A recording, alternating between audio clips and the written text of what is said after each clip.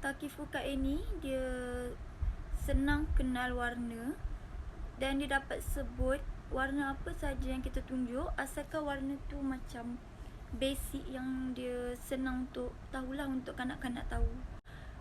Dan dia juga sebut dan dikenal warna tu dalam bahasa Inggeris. Mungkin keluarga dia ajar dia dalam bahasa Inggeris. Takif Uka ini juga dia kenal huruf ABC, tapi kadang-kadang huruf yang suka untuk disebut tu dia akan jadi pelat, dan ada juga huruf yang dia tak dapat pick up lah. Dan dia punya cara basic ABCD tu dia dapat tangkap dengan lancar, dan huruf seperti O yang macam tu dia mudah lah untuk kenal pasti huruf tersebut. Takif Uka ini pun dia jenis cepat bosan. Contoh kalau kita ajar dia lama dalam tempoh lebih 5 minit, dia akan jadi bosan dan dia nak cari aktiviti lain yang menarik, seperti dia nak tengok kartun, dia nak tengok movie yang dia suka, dia nak tengok Upin Ipin, dia nak main kereta dia, nak main lori dia. So dia jadi nak berhentilah belajar ketika itu, dan dia akan jadi meragam untuk kita pun stop ajar dia. Assalamualaikum, saya Nurul Jannah akan menerangkan 4.0, 5.0 dan 6.0. 4.0 Analisis tingkah laku kanak-kanak. 4.1 Ciri-ciri tingkah laku kanak-kanak. Okey, ciri-ciri yang pertama, cepat bosan belajar. Penerangannya ialah kanak-kanak ini mempunyai sifat cepat bosan belajar kerana telah diajar dengan perkara melalaikan seperti bermain telefon untuk menonton kartun di YouTube. Apabila individu ini dia suruh belajar, dia tidak boleh bertahan lama untuk fokus kepada pembelajaran. Hal ini menyebabkan kanak-kanak itu akan kurang rasa ingin belajar kerana kanak-kanak itu cepat bosan. Ciri-ciri yang kedua, pemalu. Kanak-kanak ini seorang yang pemalu di kalangan ramai. Kanak-kanak yang pemalu ini dia akan selesa apabila dia sudah kenal seseorang itu. Kanak-kanak yang pemalu akan tidak mudah bergaul dengan orang dan orang berkeyakinan untuk melakukan sesuatu di hadapan khalayak ramai. Ciri-ciri yang ketiga, cepat belajar. Berdasarkan kajian saya, kanak-kanak ini cepat belajar. Apabila kanak-kanak ini diajar sesuatu benda baru seperti ABC, kanak-kanak ini mudah faham dan mula mengikuti sebutan huruf tersebut. Ini menunjukkan kanak-kanak itu mudah belajar dan cepat memahami sesuatu benda baru. Ciri yang keempat, pembersih. Kanak-kanak ini seorang yang pembersih kerana apabila di lantai atau di bajunya kotor, kanak-kanak ini tidak selesa dan tidak suka benda yang kotor. Ini menunjukkan kanak-kanak ini pandai menjaga kebersihan suatu hari nanti. Ciri yang kelima, banyak mulut. Berdasarkan pemerhatian saya terhadap kanak-kanak ini, dia seorang yang banyak mulut. Kanak-kanak ini mempunyai mulut yang cerdik dan tidak pelat apabila bercakap. Selain itu, kanak-kanak ini juga suka bercerita tentang apa yang dilihat olehnya. Ini menunjukkan kanak-kanak ini ringan mulut. 4.2 Punca yang melibatkan masalah tingkah laku. Tingkah laku yang ditunjukkan oleh kanak-kanak itu berpunca daripada faktor-faktor tertentu.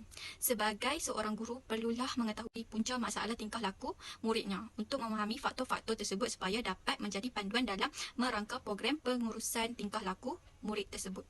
Terdapat beberapa punca yang menyebabkan masalah tingkah laku ini berlaku. Antaranya ialah 4.2.1 Pengalaman awal kanak-kanak. Kanak-kanak dan ingatan tentang pengalaman ini meninggalkan kesan-kesan terhadap personaliti individu yang kekal. Kekurangan kemesraan ibu atau penjaga ketika awal kanak-kanak serta deprivasi emosi akan mempengaruhi perkembangan personaliti kanak-kanak. Jika deprivasi ini tidak amat kesannya, tidak begitu banyak atau kekal, kajian menunjukkan bahawa tindak balas, sikap dan emosi ibu di dalam keseluruhan konteks kebudayaan di dalam persekitaran kanak-kanak dan faktor-faktor lain di dalam pengalaman kanak-kanak penting dalam menentukan pola-pola personalitinya. Sikap ibu yang menyebabkan kanak-kanak merasa bimbang dan bersalah, khususnya ketika membuang air kecil atau besar, pasti akan menjejaskan personalitinya. 4.2.2 Pengaruh keluarga. Kehidupan kanak-kanak ditentukan oleh ibu bapanya. Keluarga yang sering bertengkar, bergaduh dan kurang mesra tidak menaruh minat terhadap anak-anak. Bercerai, terdapat kematian dan perpisahan akan membawa keadaan emosi dan penyesuaian anak-anak yang tidak stabil. Keluarga dan ahli keluarga yang mesra, demokratik dan ibu bapa yang memenuhi keperluan kanak-kanak akan meningkatkan penyesuaian kanak-kanak tersebut. Kanak-kanak yang melihat dirinya diterima oleh ibu bapanya akan menunjukkan aspirasi ego yang lebih tinggi, ketabahan dan ketekunan.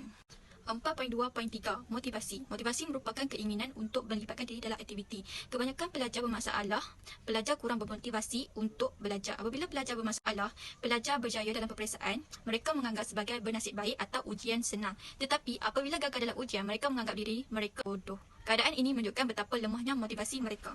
5.0 Kaedah pengurusan tingkah laku. Terdapat beberapa kaedah pengurusan tingkah laku yang terkandung dalam pengurusan tingkah laku kanak-kanak.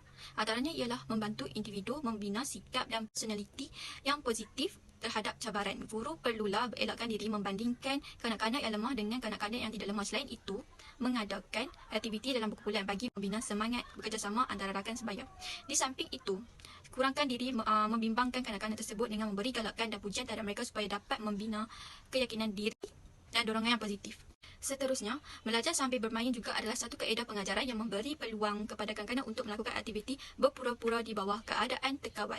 Oleh itu, kanak-kanak mula berminat untuk belajar bersama-sama tanpa mengganggu kanak lain.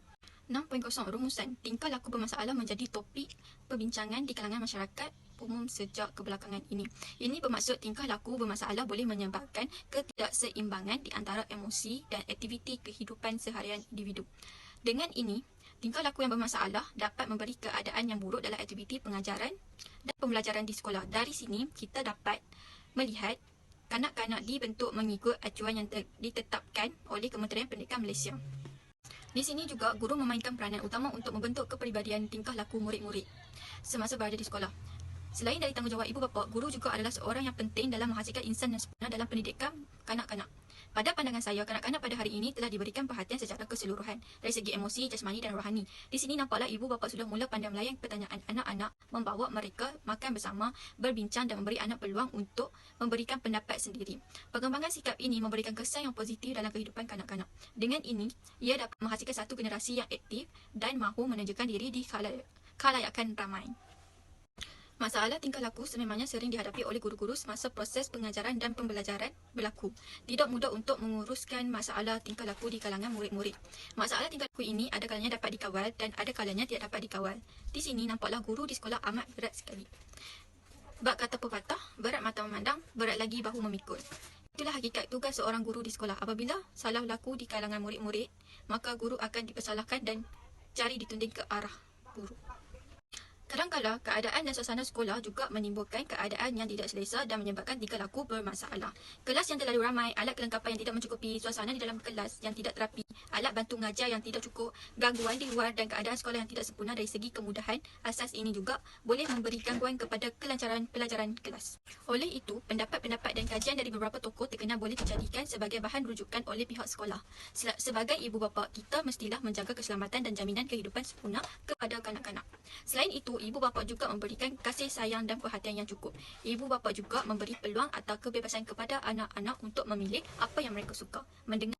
Mendengar penjelasan dan pendapat serta memberi sokongan terhadap perkara-perkara yang diminati, ibu bapa juga perlulah memberikan galakan dan motivasi.